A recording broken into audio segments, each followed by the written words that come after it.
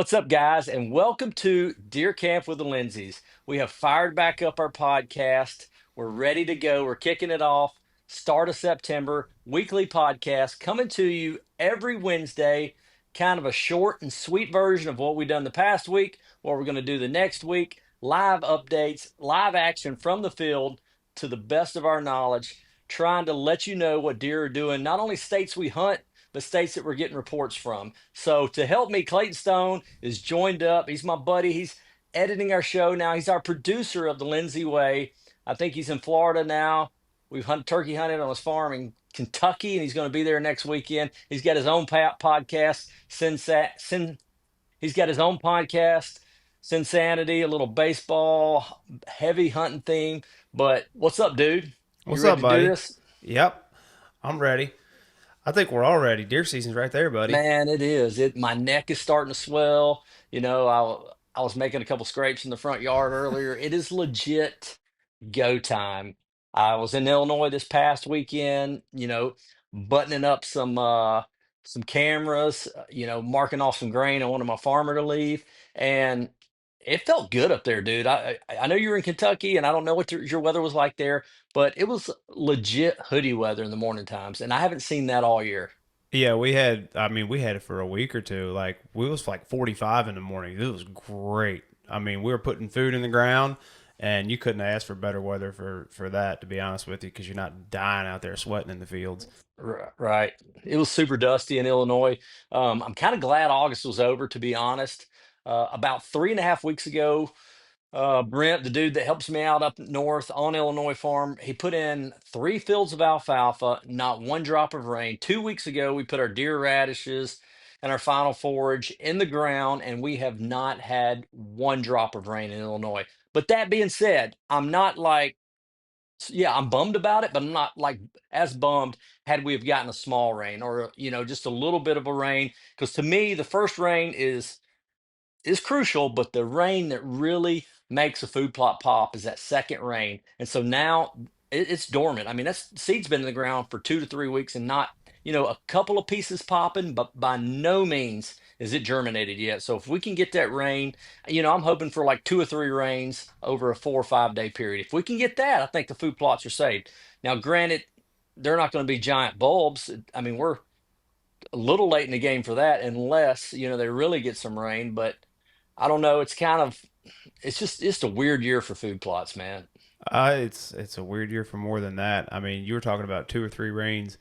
I think we might get lucky where we're at in northern Kentucky. It's raining right now, and it's supposed to rain Oh, again dang. Thursday, and then another little rain Saturday, which is just about as good as you could ask for. So we got lucky, but We got half inch in Iowa 2 nights ago. Those are in a critical stage too. They're starting to pop. This rain will help if we can get another one. But Illinois, man, no rain in the 10-day forecast, and so it's a little bleak up there. You're hearing some reports of EHD. It's nothing like what we're hearing in other parts of the country, but I was making a lot of mock scrapes. It's a different world in Illinois, and Iowa and Kansas, Georgia. Obviously, where you're at in Kentucky, you can just dump the feed out and you can get an inventory of your bucks. But right now, I'm not saying that I've got a picture of all my bucks by no means. But if I've got a picture of a buck, him walking through a fence gap or maybe running through, and just not ideal. So all my Spartan cams were on the edge of fields, and I just went in there and made mock scrapes everywhere, whether it was hanging the hemp ropes or vines or just if there was a licking branch there. I went nuts with Evercalm and immediately started getting pics of deer we haven't seen all year. It is for more reasons than one. Yes, I freshened up all these scrapes, and most all these cameras like live on either fence gaps or heavy trails or community scrapes that I kind of get started. I take them till about 1st of October, and the deer take them all the way till January, February from then. And they're community scrapes. They get a lot of activity, and I like to kick them off a little earlier than normal, and that's kind of what I did over the weekend. I had both of my kids; they were off for Labor Day, actually. For 2 days. And so we got up there, had fun, cashed up some fishing, but mainly it was work, and kind of got in, got out, and wish I would have took my shotgun because dove season opened Labor Day, so I missed that by a day or two. But such yeah. is life. Yeah, I mean, you talked about the cool weather. That cool weather happening right now, beginning of September, when these bucks are starting to shed. I mean, their testosterone levels are going up a little bit. It's not the rut by any means, but with that cool weather, what I've seen in the past is deer will start to expand their territories and explore a little bit.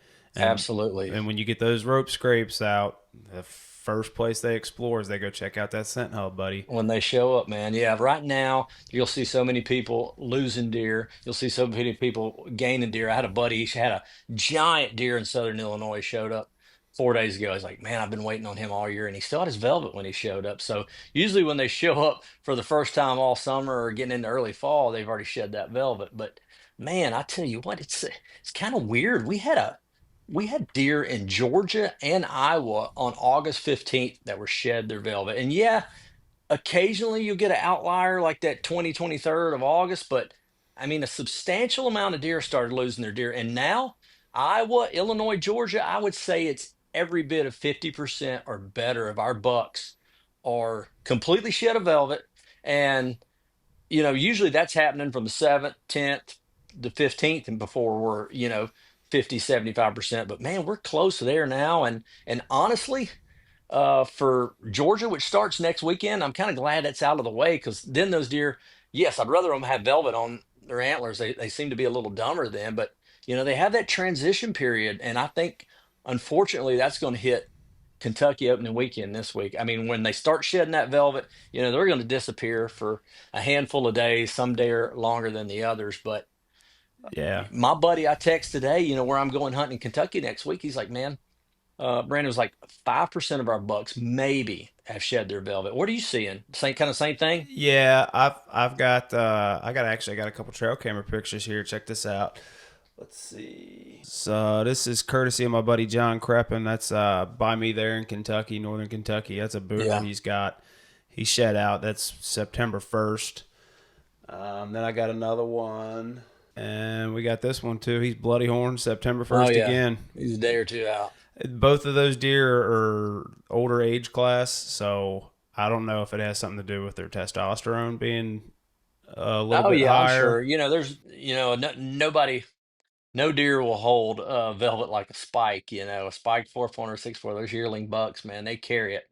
It 100% has to do with that testosterone, but it's just weird. On average, I've never seen deer shed velvet this early. And you can say, oh, yeah, well, you're monitoring more. No, we've been monitoring deer shed velvet for, 20 years. I just have never seen it this early. So it's like, what does that mean? Is it an early fall? I definitely feel like we're dealing with a false fall right now.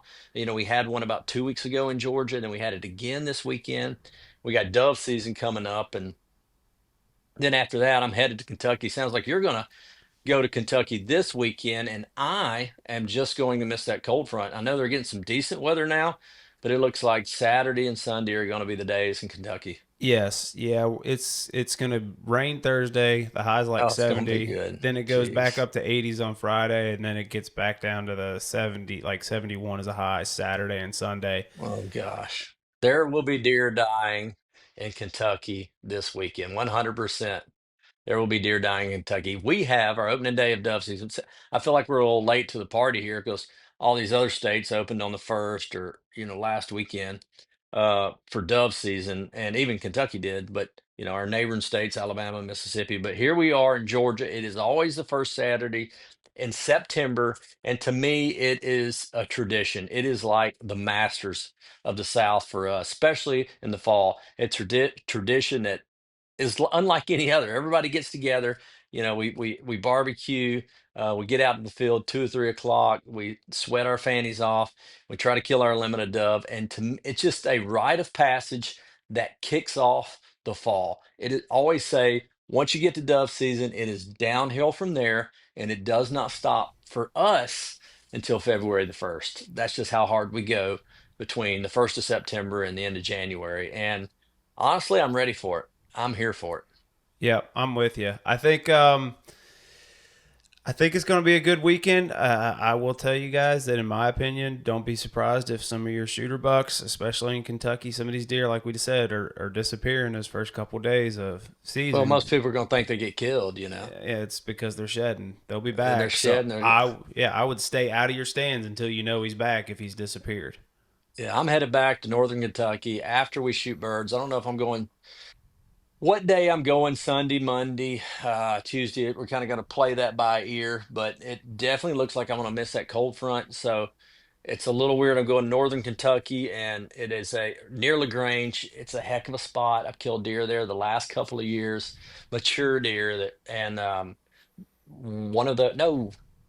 Both of them were out of one of them was in velvet, one of them was out of velvet. Last year was out of velvet, but the deer I was hunting like two bucks, one buck specifically last year, and I like dead centered when he quit showing up the day before I got there, and the day after I left, 5 or 6 days he started showing up again. Obviously we knew he was shed.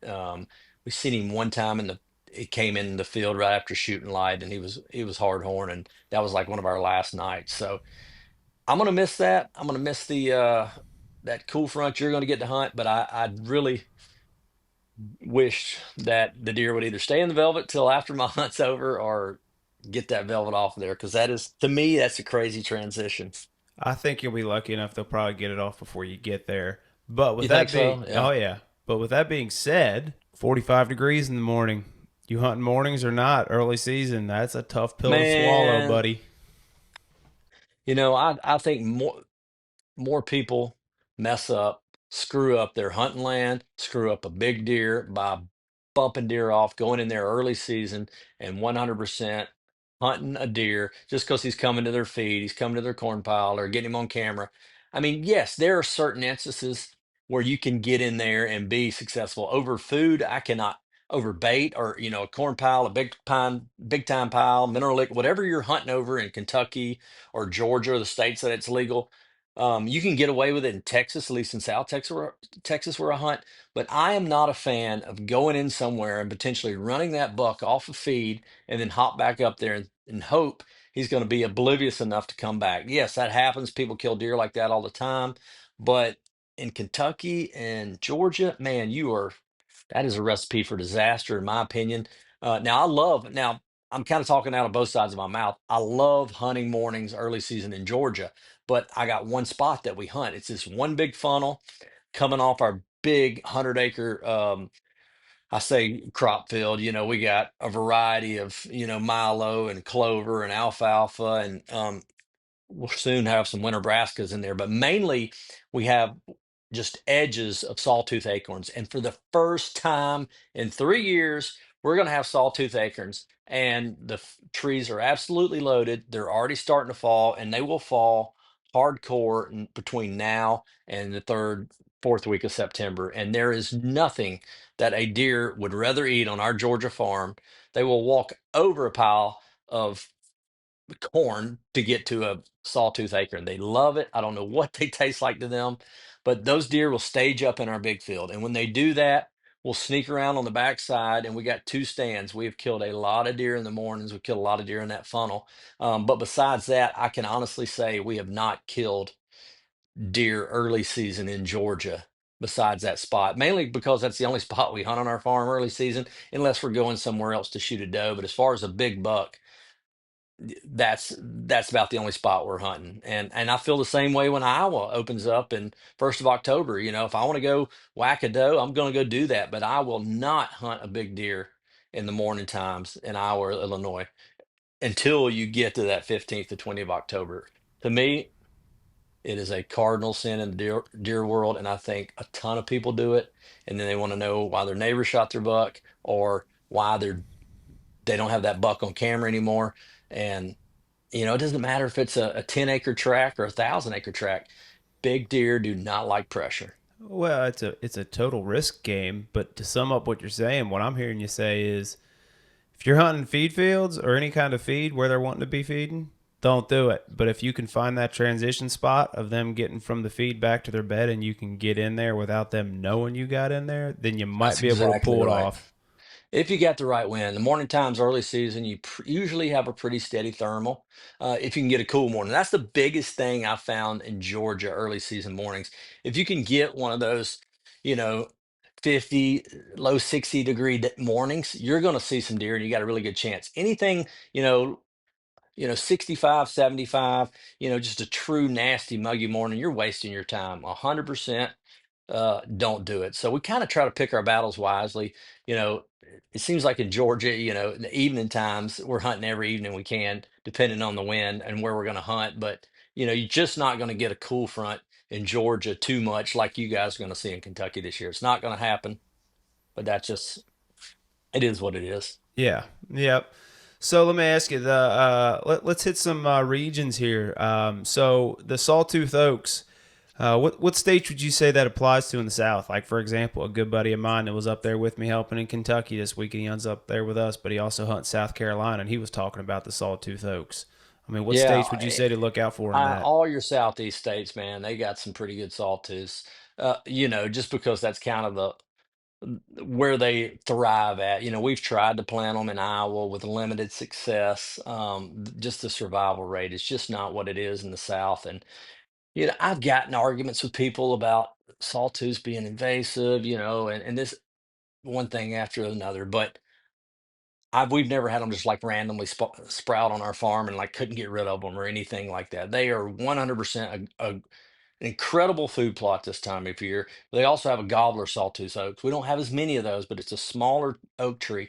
And we didn't really learn they're slower growing, and we didn't really learn to a few years ago because we planted those at a different time when they really started producing. It was more mid to late October. So it's almost a full 3 or 4 weeks later. So if you're going to plant sawtooths, plant not only your regular sawtooths, but plant at least 8 or 10 in the spot. That way you got multiple trees dropping, and then diversify that with some gobbler sawtooth oaks. And we've had a lot of success with those, man. There's nothing like hunting acorns. To me, I love hunting the hardwoods and then, just planting these little orchards of sawtooths, which is fairly inexpensive. And within 4 or 5 years, they're dropping acorns. And, I think a tree is one of the most selfless things you can do to your land. It's just because your kids are going to get to enjoy it. But our trees now are big enough, we're hunting out of them. We planted them 20 years ago. But, my biggest regret is not planting more, but we still try to plant some every year. Yep. Yeah, so we've kind of hit some of the states that are coming in this weekend. So, what about your other states? Let's say Iowa, you got Ohio, Indiana, some of those states that kind of the season opens end of September, beginning of October.